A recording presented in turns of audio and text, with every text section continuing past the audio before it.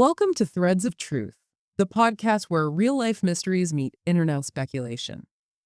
Today, we're going to explore a case that continues to baffle and disturb, a scene so utterly surreal and horrifying that it wasn't just reported, but actually captured in raw, unedited footage by a television crew who could barely comprehend what they were witnessing. Imagine this, if you will. Two women, sisters, seemingly impervious to pain or danger, darting into fast-moving motorway traffic, dodging vehicles, and showing an almost superhuman resistance to being helped. It's an incredibly stark image, isn't it? It really is. It's a visual shock burned into public consciousness that lays bare the fragility of the human mind and the terrifying speed at which inexplicable events can escalate into profound tragedy. Absolutely. This wasn't merely a bizarre roadside incident. It transformed into a murder case within days, leaving us with more questions than answers. And it's a case that seizes your attention precisely because of that visual element. It plays out before our eyes in those shocking videos, yet it defies conventional logic at every turn. Exactly, the sheer chaos. Yeah, the apparent disregard for their own lives and the lives of others, it's profoundly unsettling. So as we unpack this today, we're trying to understand the core enigma. Was this a crime born of profound madness, a shared delusion that gripped two individuals? Or is there something far more complex, perhaps even sinister, that continues to elude easy explanation? Right. And, from a societal perspective, how does our legal system, which is fundamentally built on principles of responsibility and intent, grapple with such profound mental health challenges when they manifest in such a public, violent, and utterly bewildering way? That's the crux of it, isn't it? It really is. This case, more than many others, really forces us to confront the limits of our understanding of the human mind. Absolutely, it really does. So let's walk through the deeply unsettling, unfolding tragedy of the Eriksson twins, Ursula and Sabina. Okay. This entire chain of events kicked off on May 17, 2008, on the M6 motorway in Staffordshire, UK. These were 41-year-old Swedish identical twin sisters, Ursula and Sabina Eriksson. Identical twins, which might be relevant later. Definitely. Their journey had actually begun hours earlier, traveling on a bus from Liverpool, heading towards London. But things started to drastically unravel at a service station along the way. Yeah, the initial signs of distress actually emerged well before the motorway incident itself. Our sources indicate that at a service station, their behavior became increasingly erratic and confrontational. How so? What were they doing? Well, the specifics aren't fully public, but the bus driver, a seasoned professional, became so concerned by their actions and statements, which were severe enough to make him feel unsafe, that he ultimately refused to let them reboard the bus. Wow. So it wasn't just a minor disagreement. No, not at all. For a driver to make such a drastic decision, the level of perceived threat must have been significant. It really hints at a building psychological storm rather than a sudden spontaneous break, That's a critical detail, isn't it? It means whatever was brewing wasn't maybe a sudden acute episode that just appeared on the motorway, but something that had been escalating for hours, possibly longer. Precisely. So after being left by the bus, the twins were then seen walking along the M6 motorway, which, for anyone familiar with major highways like that, is incredibly dangerous and strictly forbidden for pedestrians. You just don't walk on the M6. Absolutely not. Especially not in the Central Reservation, I believe, which is where they were initially spotted. And almost unbelievably, a passing police crew who were actually filming for the BBC series Motorway Cops stopped to assist them. Talk about being in the wrong place at the wrong time. Or maybe the right time for documentation, tragically. It's extraordinary, isn't it?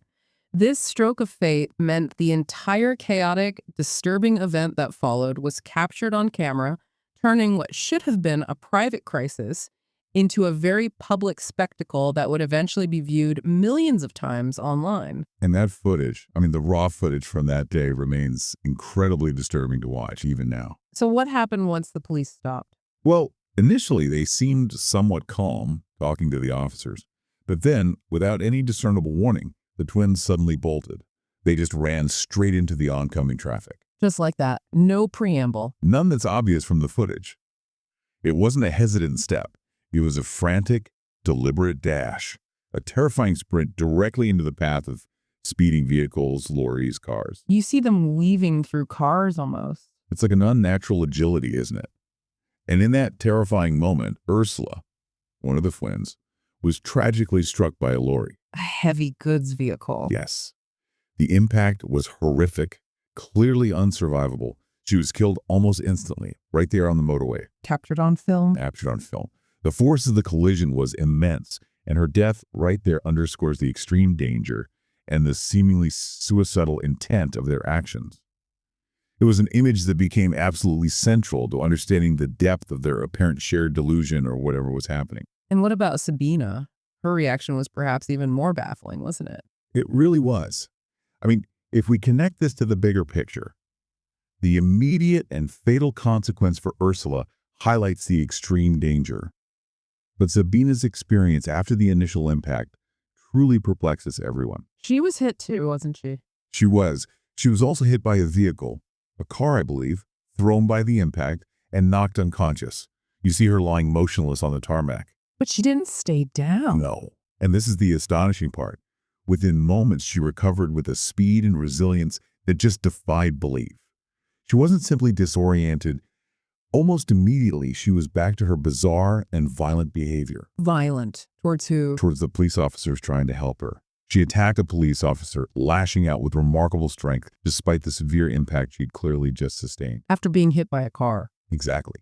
And her relentless attempts to run back into traffic continued, as if driven by some unseen, irresistible force, or perhaps still trying to escape whatever perceived threat they were fleeing from. It's just madness. And then, eventually, in another desperate act of self-harm or escape, she climbed over a bridge barrier, a motorway overpass, and jumped.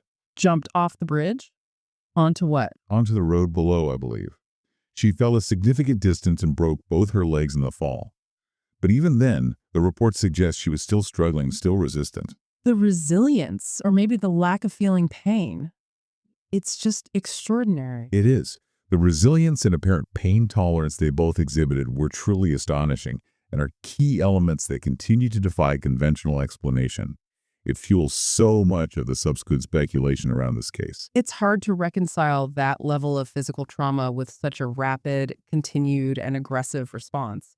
And while all this chaos was unfolding, amidst attempts to restrain them, both Sabina and Ursula, even before Ursula was fatally struck, they made some incredibly cryptic statements, didn't they? They did. Disturbing statements to the police and witnesses present. They were heard saying things like, "They're going to steal your organs." Your organs. Yes. Yeah. And also things like, "I know you're not real." Not real. Like the police weren't real. Exactly. These weren't just random ramblings. They strongly point to a very specific, deeply ingrained, paranoid and delusional state. Right. That sounds like classic paranoia or psychosis symptoms. It does. Couple that with the unusual strength and resistance to help they both displayed, even after severe trauma, and you begin to understand why this incident immediately felt so profoundly out of the ordinary, almost otherworldly. It was as if they were operating under a completely different set of rules, completely detached from reality as we understand it. Those statements are chilling. They're going to steal your organs. They are. And they're crucial pieces of the puzzle for understanding their mental state. The reference to them stealing organs, for instance, is a classic persecutory delusion, a belief that someone or something is trying to harm them, often in a very specific, visceral way. And the "I know you're not real." That could be indicative of a few things. Maybe a Capgras delusion, where individuals believe the people around them have been replaced by imposters, or perhaps a broader derealization or depersonalization, where their own reality or self feels unreal. So these aren't just general signs of distress. No, they are clinical markers of severe psychosis and the perceived superhuman strength and resilience, particularly Sabina's rapid recovery and continued aggression after being hit. That's often observed in acute psychotic episodes. Extreme fear, panic, adrenaline. It can override normal pain responses and lead to extraordinary physical capabilities for short bursts. So not actually superhuman, but an altered perception of their own physical limits, yeah. Driven by a profound altered reality. Okay, so after all that, the M6 incident, Ursula's death, Sabina's injuries, the fight, the jump off the bridge, you'd think she would have been immediately placed under strict psychiatric observation for a long time. You would absolutely assume that, wouldn't you? Given the public nature, the violence, the self-harm, the fatality involved. But what happened next is another truly baffling turn in this already perplexing story. Just 2 days later. 2 days. On May 19th, 2008, Sabina was released from custody by police in Stoke-on-Trent. Released after only 2 days. Yes. She had been treated for her physical injuries, her broken legs, presumably. But reports state her mental state upon release was described as calm, though certainly unusual. Calm, but unusual. That sounds quite subjective. It does. And this particular detail has raised significant questions about the assessment processes at that time, especially considering the severity of the events just 48 hours prior. I should think so. For many, it's incomprehensible how someone who had just exhibited such dangerous and self-destructive behavior, leading to her twin's death and her own severe injuries, could be deemed fit for release back into the general public so swiftly. It's a critical point of contention, absolutely, and a significant area of inquiry in the aftermath of the case. You have to look at the protocols in place at the time for assessing mental health in such a transient and emergency situation. Were they adequate? Well, that's the debate. Police officers, while often the first point of contact, aren't psychiatrists. They operate under immense pressure to make rapid decisions. The challenge lies in accurately evaluating complex mental states without immediate access to comprehensive medical histories. Especially for foreign nationals. Exactly. The Eriksson twins are Swedish. Cross-border medical records and information sharing can be incredibly difficult, especially back in 2008.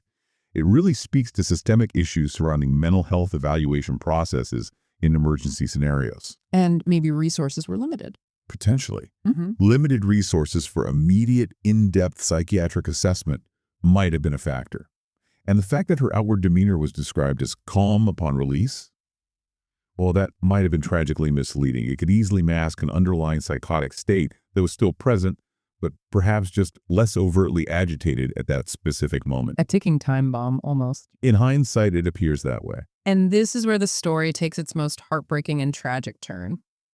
A local man, Glenn Hollinshead, a 54-year-old individual, encountered Sabina wandering the streets after her release. Just wandering around Stoke-on-Trent. Apparently so. And by all accounts, Glenn was a truly selfless Good Samaritan, a kind soul known for his compassion. He used to be in the RAF, worked helping people. Out of pure human kindness, he saw she was in distress, or perhaps just lost and in need, maybe disoriented from her hospital stay.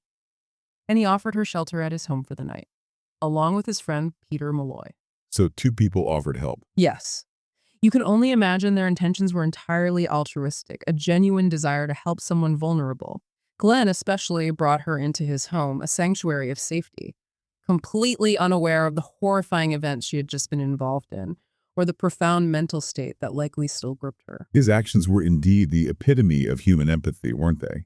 Seeing a stranger in apparent need and extending a hand of friendship and sanctuary. It's something many of us would hope to do or hope someone would do for us. Absolutely. But this level of trust in this unique and tragic situation proved to be devastatingly misplaced. It profoundly highlights the vulnerability of those who act purely out of compassion, especially when dealing with individuals whose mental state is so profoundly disturbed it renders them unpredictable and dangerous, even without malicious intent. He was just being kind. And tragically paid the ultimate price for it. His life was cut short simply for being a kind person in that moment. And then the shocking turn of events the very next day. After a night of what was reportedly seemingly normal conversation, the specific details remain chillingly vague, though reports suggest she seemed paranoid, constantly looking out the window. Sabina tragically stabbed Glenn Hollinshead. Stabbed him? Where? In his home, with a kitchen knife. He died from his injuries. Oh my God, after he'd taken her in. Yes. The suddenness and brutality of the act, especially after a period of superficial calm, is incredibly jarring. It's a stark reminder of the unpredictable nature of severe psychosis. Absolutely terrifying.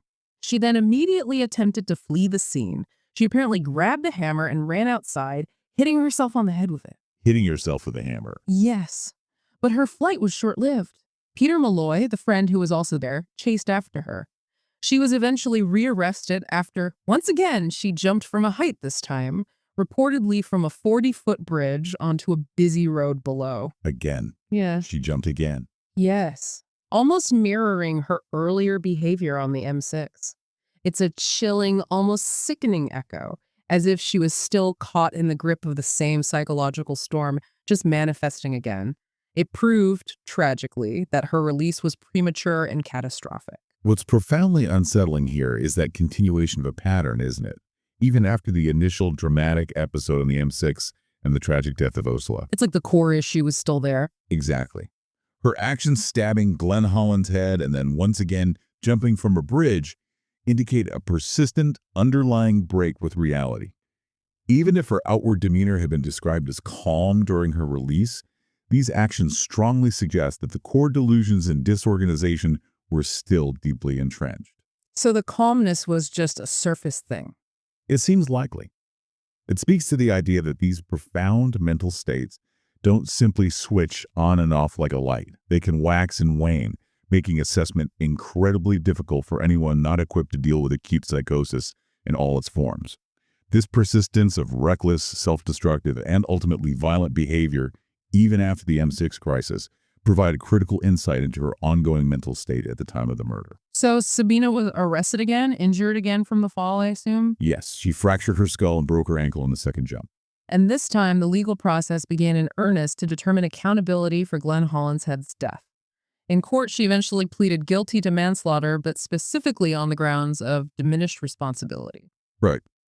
Diminished responsibility. Mm. Can you just clarify what that means legally? Sure. So, for those unfamiliar, diminished responsibility is a legal defense in English law.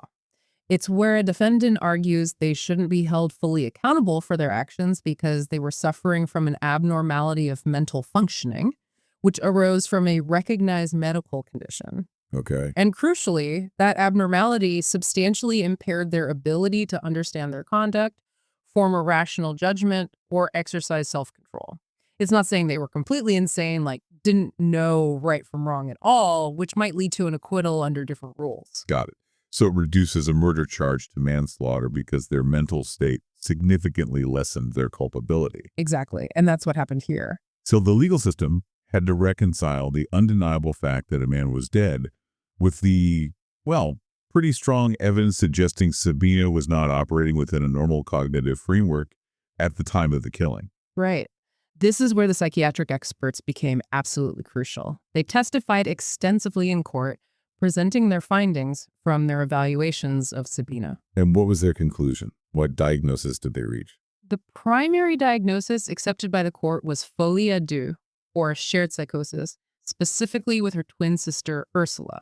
Folie à deux. We hear that term a lot with this case. We do. It's a very rare psychological condition where two closely connected individuals share delusional beliefs.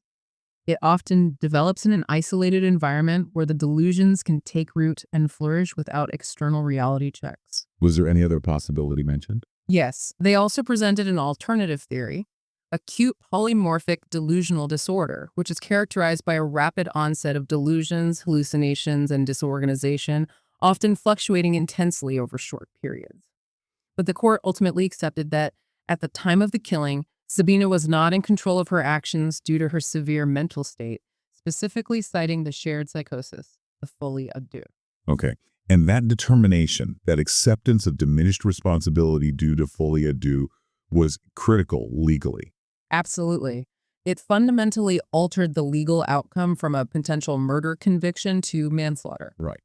Which leads to the sentence. And the outcome of that determination was that Sabina received a 5-year prison sentence.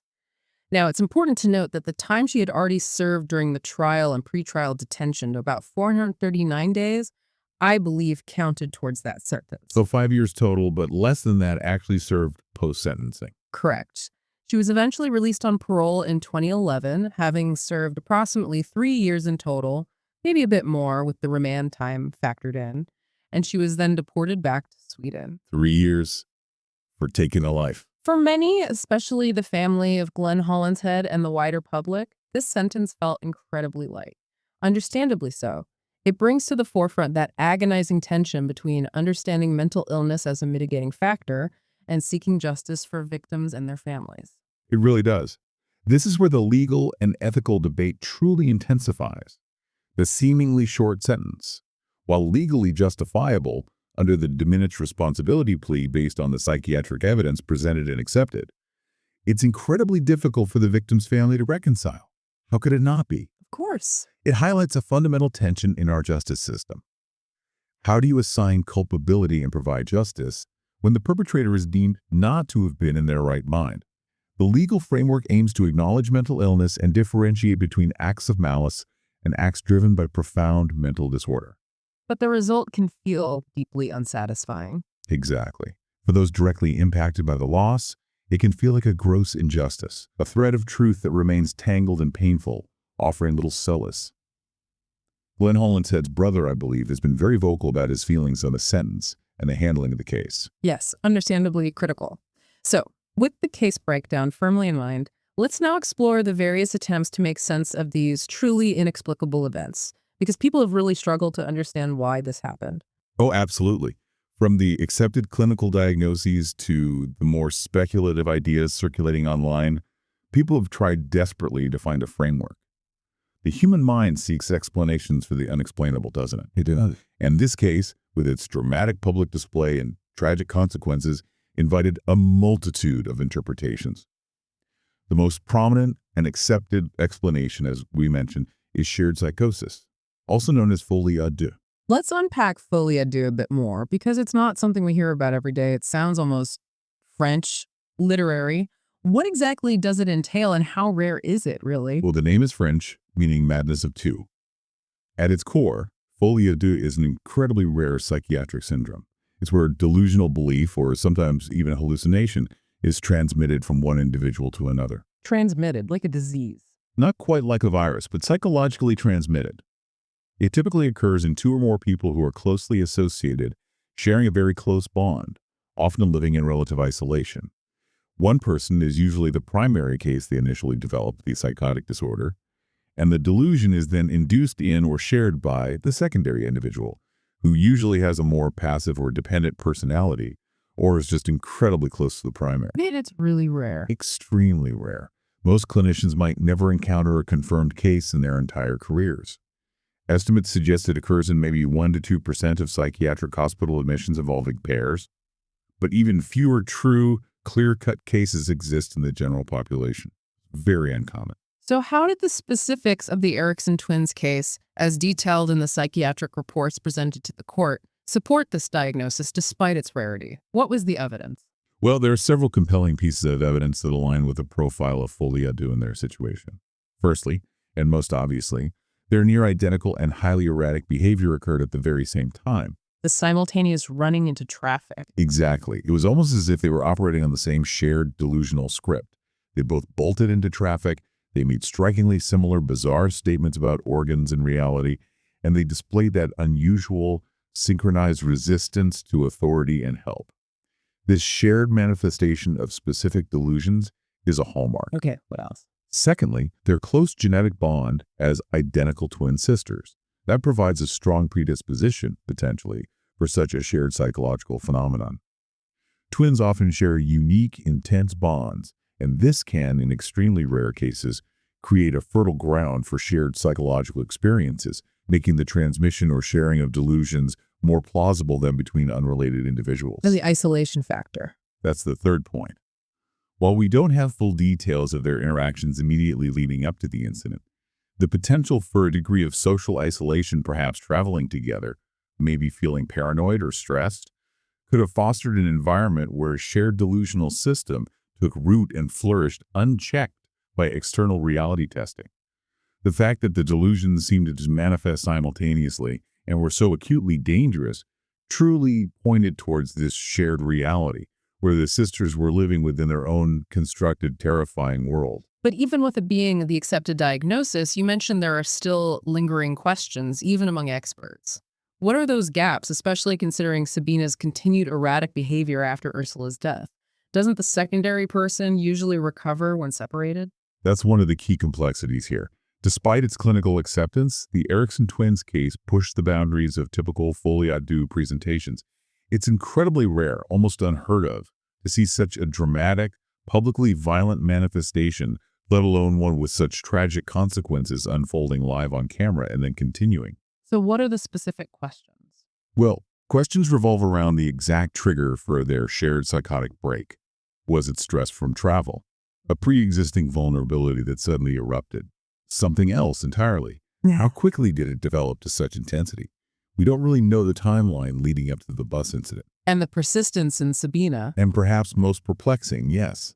Why did Sabina's delusion and erratic behavior continue, leading to another tragic event after Ursula's death? Typically, in folie à deux, the secondary individual's delusions are expected to resolve, or at least significantly lessen, if they are separated from the primary individual who is seen as the source of the delusion. But that didn't happen here. No. Well, Sabina was separated by Ursula's death and her own hospitalization. Her psychosis clearly persisted, leading to the murder of Glenn Hollinshead and another jump. This raises questions about whether the shared psychosis diagnosis fully captured it. Did it perhaps morph into a standalone acute psychosis in Sabina? Or was the original shared delusion so deeply ingrained it became self-sustaining, even without Ursula? These nuances continue to puzzle clinicians and fuel ongoing debate. It wasn't a neat resolution. Right. Okay, moving beyond the clinical diagnosis, a common theory that circulated online, especially in the immediate aftermath when nobody knew what was going on, was that their behavior might have been drug-induced. Yes, that one comes up a lot. It's a very natural assumption for the public to make, isn't it? When behavior is so extreme, so far outside the norm, people often look for an external chemical explanation first. Because it seems almost inhuman otherwise. Exactly. Speculation centered on the idea that their erratic behavior might have been caused by an unknown substance, maybe a potent stimulant like PCP, or certain amphetamines, or perhaps one of those synthetic cathinones, often referred to as bath salts, which gain notoriety for inducing extreme paranoia, agitation, superhuman strength, and violent psychotic episodes. Yeah, you hear stories about that stuff. You do. The apparent strength and lack of pain response, sometimes seen in cases of severe drug intoxication, could certainly fuel such theories. Some online forums even posited that they might have taken a new designer drug that wasn't easily detectable by standard tests back then. But, and this is crucial, what about the actual evidence for that theory? What did the forensic investigations reveal? Did they find anything? This is where the drug-induced theory hits a major roadblock, essentially invalidating it for most investigators. Crucially, toxicology reports conducted on both sisters reportedly came back negative. Negative for everything. As far as public reports indicate, yes. No evidence of illicit drugs, common prescription drugs that could cause psychosis, or even significant levels of alcohol was ever found in their systems. Forensic toxicology is quite sophisticated, even in 2008. While it's always theoretically possible for some extremely exotic or newly developed substance to evade standard screens, It's unlikely. it's unlikely, and more importantly, in the absence of any positive findings whatsoever, this theory lacks direct empirical support. It remains a speculative explanation, perhaps born from the sheer weirdness of the event, but it simply doesn't hold up to the available forensic evidence. Okay, so drugs are likely out. What about the more out there theories? As with any truly bizarre and inexplicable case that captures public imagination, we inevitably see the rise of paranormal theories. Yes, these are the more fringe claims that tend to emerge from the darker corners of the internet when reality feels insufficient to explain what transpired. It happens with many unsettling mysteries. Like what kind of claims? While online speculation ventured into suggestions of supernatural influence, or even outright possession, given the seemingly superhuman strength, the resilience to injury, and the utterly irrational self-destructive actions observed. Because it just didn't seem humanly possible. For some people, yes. They struggle to comprehend actions that seem to defy normal human nature and physical limits. For some, that opens the door to non-scientific, spiritual, or even demonic explanations. It's a way to frame the incomprehensible. But there's no evidence for that, obviously. Well, of course not.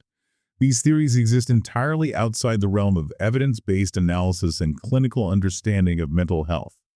They serve more as a coping mechanism for the inexplicable, perhaps, or fuel for certain types of online communities, rather than a genuine explanation grounded in fact. So, stepping back from the more speculative ideas, what remains the most widely accepted and clinically sound explanation for their behavior? The one that the legal system ultimately leaned on. Reaffirming the clinical consensus.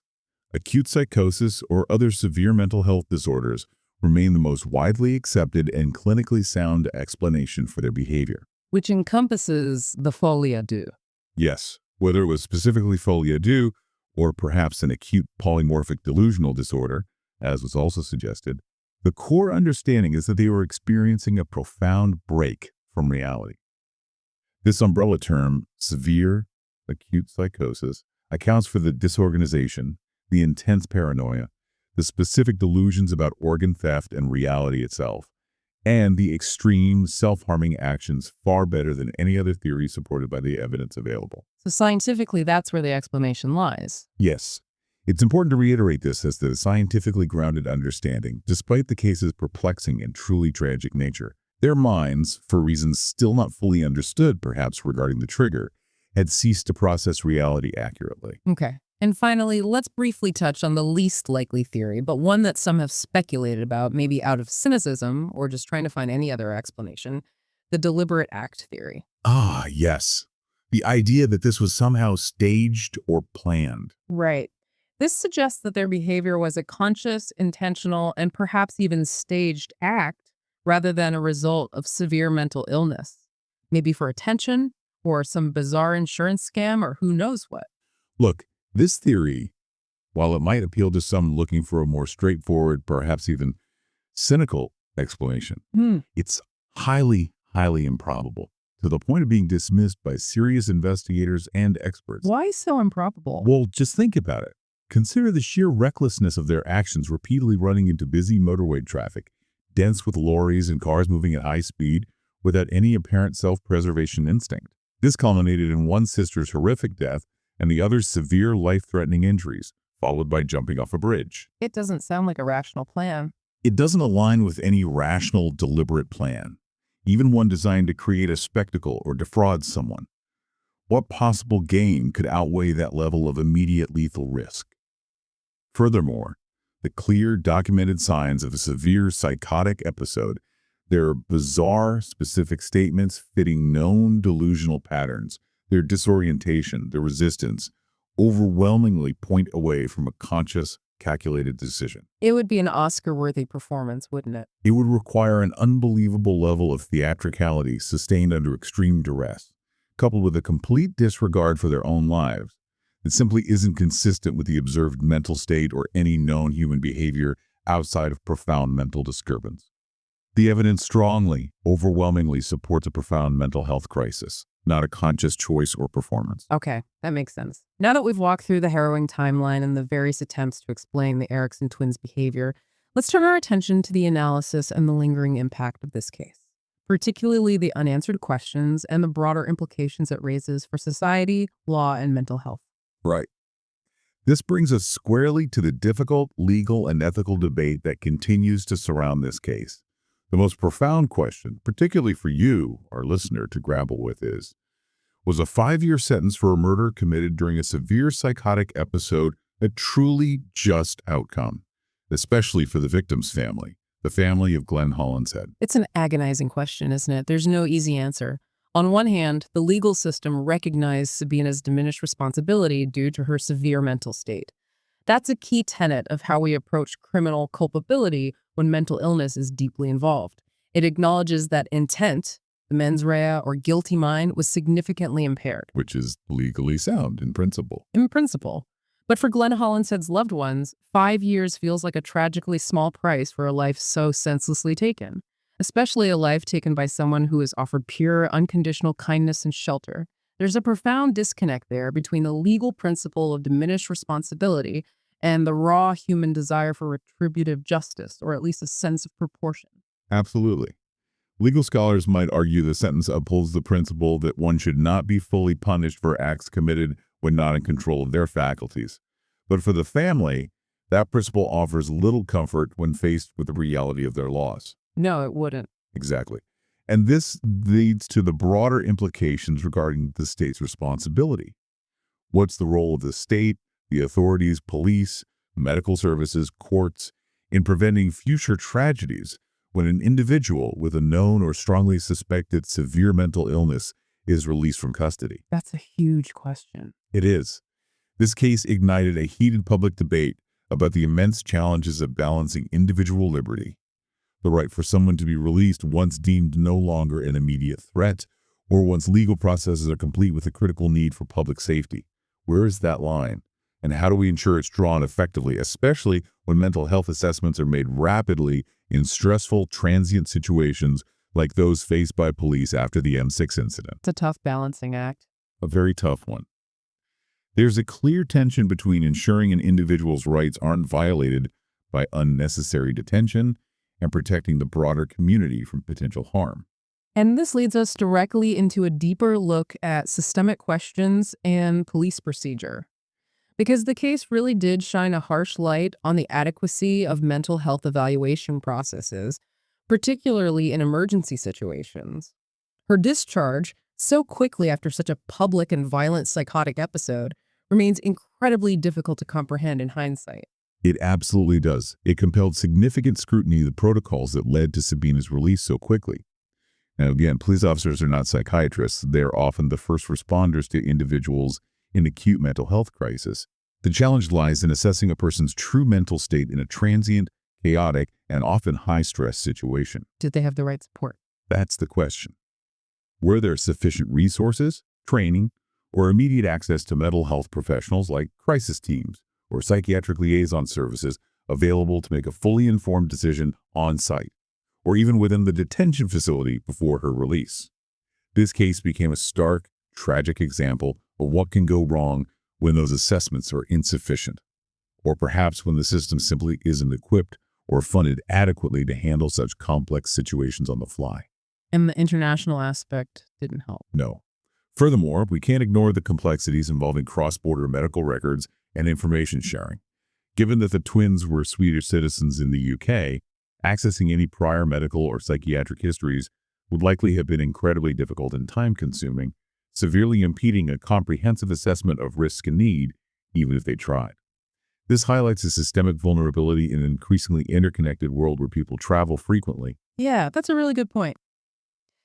Now, a truly unique and frankly chilling aspect of this case, and one that absolutely fueled public fascination and all those online theories, is the power of television. The fact that a BBC crew filming Motorway cops was literally right there. It's almost unbelievable coincidence, isn't it? It fundamentally transformed the incident from what might have been a contained local tragedy, perhaps less widely reported, into an international phenomenon. Because everyone saw it. Everyone saw it. That raw, almost amateur-looking footage didn't just become a crucial piece of evidence in the subsequent legal proceedings. It became a source of intense public fascination, viewed millions upon millions of times online. And unfortunately, it also fueled endless, often wild online speculation and conspiracy theories because people were trying to make sense of what they were seeing. It made it incredibly real. Exactly. The raw, unedited nature of the footage brought the terrifying reality of their actions directly into people's homes, making it incredibly visceral and unforgettable. It's rare for such a severe mental health crisis, especially one involving such extreme self-destructive behavior, to be captured with such clarity. It certainly played a major role in how the public perceived and debated the case for years to come. It became a permanent, unsettling record of the incomprehensible. But amidst all the analysis, the legal debates, the psychiatric theories, and the internet speculation, it's vital we return to the profound human cost of this tragedy. We have to remember Glenn Hollinshead. Absolutely. The man who, out of pure human kindness and compassion, offered shelter and paid the ultimate price for his altruism. His story is the heartbreaking core of this entire mystery. His death is the devastating, undeniable reality at the center of this complex story. It wasn't just a clinical case study or legal debate point.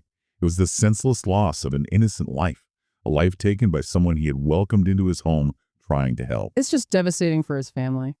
The consequences for his family, who have spoken publicly about their enduring grief and sense of injustice, and for the wider community he inhabited, were profound.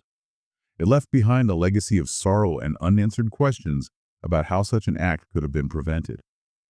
His story serves as that stark reminder of the unpredictable and tragic consequences when severe mental illness goes unrecognized, mismanaged, or when the systems designed to protect both the individual and the public fall short. And so we're left with the enduring mystery, the threads of truth in the Eriksson twins case. It's a case that pulls at so many conflicting threads of evidence and understanding, leaving us to piece together a reality that still feels frustratingly incomplete. It really does. On one side, we have the official psychiatric diagnosis of shared mental illness, folie à deux, which attempts to provide a clinical framework, an explanation for their inexplicable behavior on the M6 and Sabina's subsequent actions. But it's not a perfect fit. It's not. This diagnosis, while accepted by the court, still leaves many lingering questions, particularly given its extreme rarity and the unprecedented public manifestation of such violent and self-destructive acts, plus the persistence in Sabina. Then there's the other thread.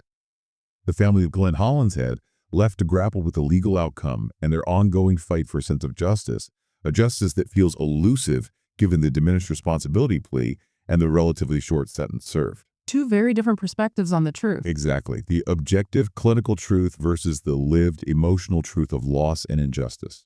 The ultimate truth of what truly happened inside the minds of the Eriksson twins may forever be buried in the unfathomable complexities of the human mind, a realm still largely unknown to us, despite advances in psychiatry. It's a chilling thought.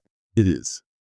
This case, tragically, highlights the heartbreaking reality of an innocent man's life being taken by an individual who, by all legal and clinical accounts, was not in her right mind.